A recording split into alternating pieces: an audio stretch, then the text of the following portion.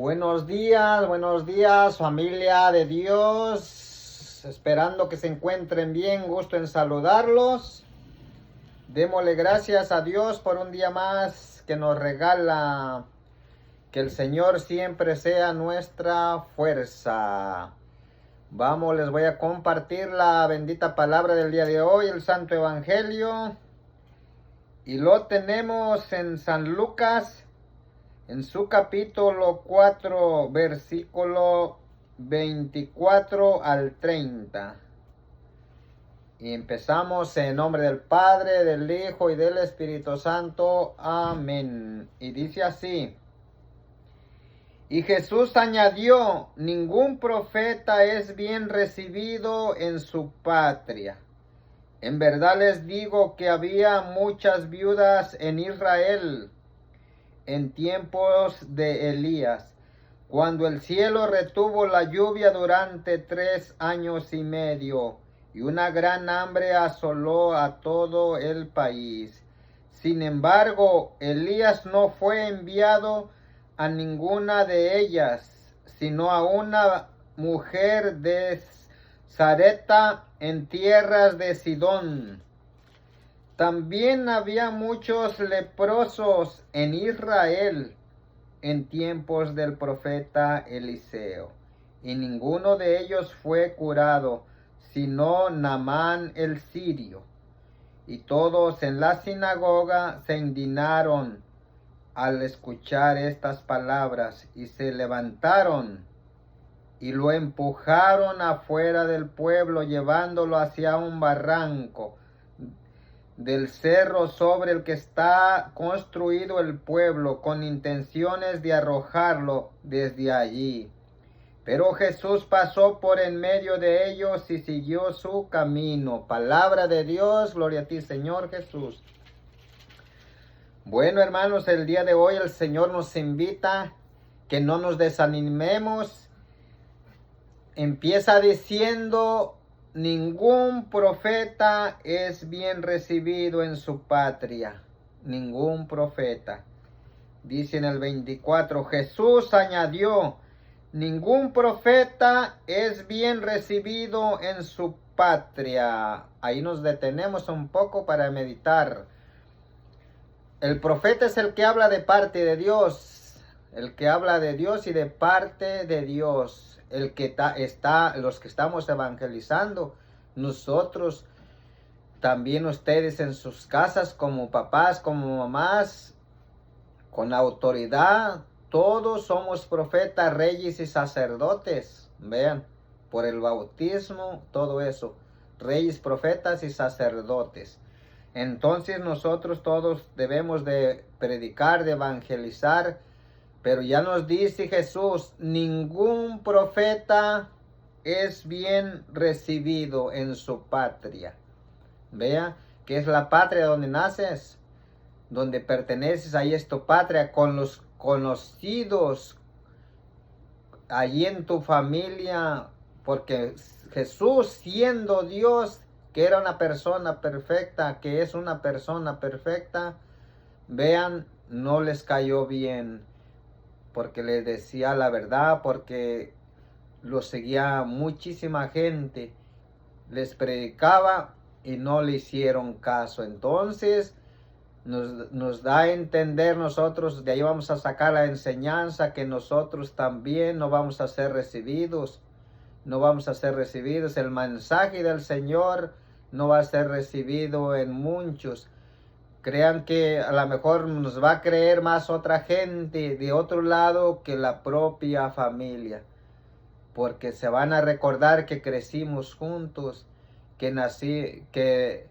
allí pasamos nuestra niñez juntos, que nos divertimos juntos, fuimos en la adolescencia creciendo, y conocen tal vez el pasado que hayamos tenido nosotros, y de allí hay la resistencia a la palabra, pero no han entendido. A lo mejor tal vez si esa persona ha tenido un encuentro con el resucitado, alguna manifestación de Dios interiormente, y hay un cambio en esa persona, Y esa persona quiere compartir esa alegría, quiere compartir lo que Dios le ha revelado, lo que ha encontrado. Quiere compartir la vida eterna que Dios manda a comunicar, a llevar su palabra. Pero de ahí la resistencia de nuestra familia y de los vecinos, de los más cercanos, de los de tu tierra, no te van a creer. Jesús dice, ninguno, no dice, algunos profetas no van a ser muy bien recibidos, empezando por él. Vean, Dios es el modelo. Entonces, si no escucharon a Jesús, a ti, a mí menos nos van a escuchar, pero sin embargo nos tenemos que mantener firmes en lo que hemos creído. Sí, y más que hablar, tenemos que dar testimonio de vida. Creo que si el testimonio mueve, el testimonio moverá de un encuentro con Dios, pero tu testimonio de vida es el que va a arrastrar tu vivir, porque el mundo no cambia por palabras, sino por acciones. Entonces el Señor nos invita a ser coherentes, a luchar por ser coherentes con nuestra predicación, que coincida con nuestro vivir. San Pablo dijo que su vida esté a la altura del Evangelio. Entonces nos invita realmente a vivir diferente que los demás, ¿verdad? Aunque no nos crean, pero nosotros tenemos que ir avanzando.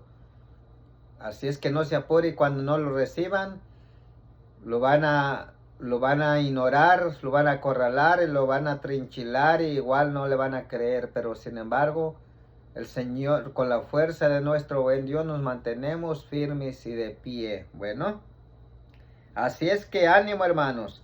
Y dice, y sigue diciendo, en verdad les digo que había muchas viudas en Israel. Oiga, viudas en Israel, el pueblo elegido por Dios.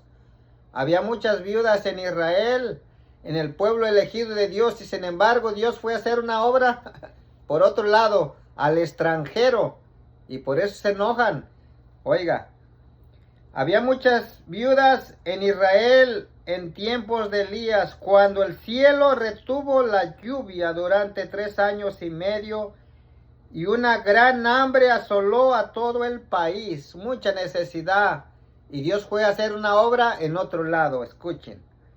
Sin embargo, Elías no fue enviado a ninguna de ellas, sino a una mujer de Serepta, en tierras de Sidón. Oiga, en otro lugar fue a hacer la obra Dios. Mira, también había muchos leprosos en Israel, en su tierra escogida, en tiempos del profeta Eliseo, y ninguno de ellos fue curado, sino Naamán el sirio. Y todos en la sinagoga se indignaron al escuchar estas palabras. Oiga, dice que todos en la sinagoga, porque se fue a curar en otro lado. La otra enseñanza es que Dios obra como quiere, donde quiere y con quien quiere. Así es Dios.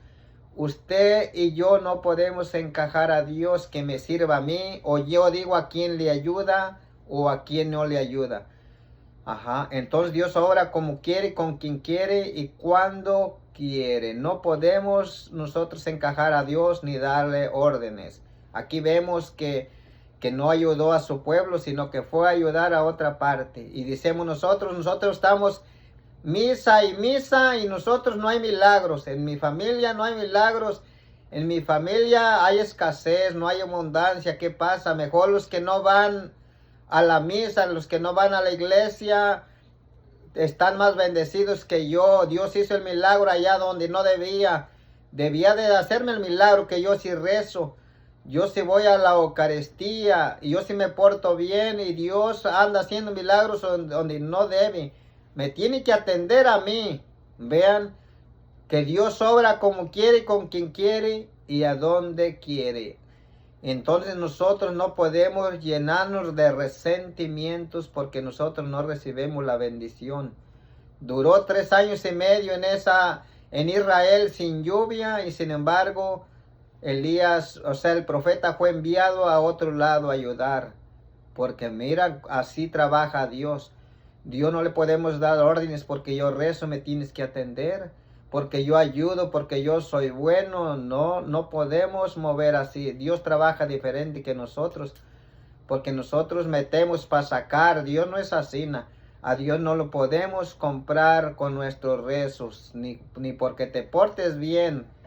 La bendición va a llegar a su tiempo.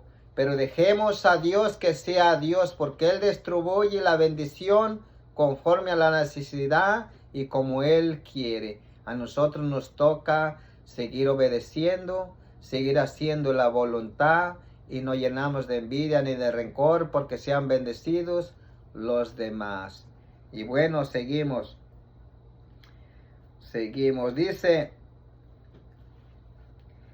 se levantaron y lo empujaron afuera del pueblo, llevándolo hacia un barranco del cerro, sobre el que está construido el pueblo, con intenciones de arrojarlo desde allí.